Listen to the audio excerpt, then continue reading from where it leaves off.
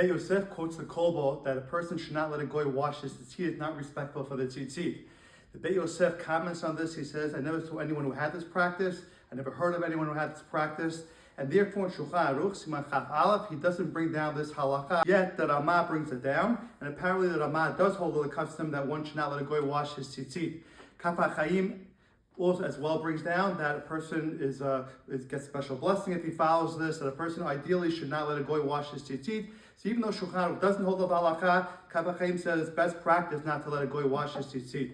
Sheva Kati says that today that we don't actually wash things by hand, we send it to the cleaners, or we put it in a washing machine, just press a button. So he says there wouldn't be a problem having the goy wash it because the goy is not actually physically washing it. You're just putting it in the machine is washing it.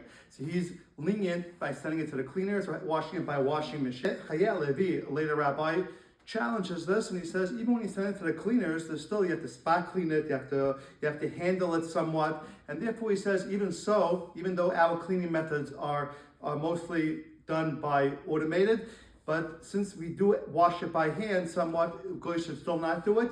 And he allows only with the combination of a factor if the place is, let's say, owned by a Jew and the worker is a goy, like we find by Bishul Akum. And he says, then you can say, okay, that it's automated and the place is owned by a Jew, it'll be okay for a goy to wash it.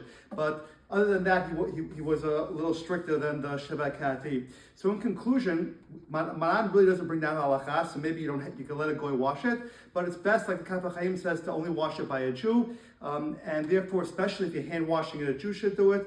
The cleaners, then there's what to rely on to have a goy do it. It's always best the place be at least owned by a Jew, and that would be the best.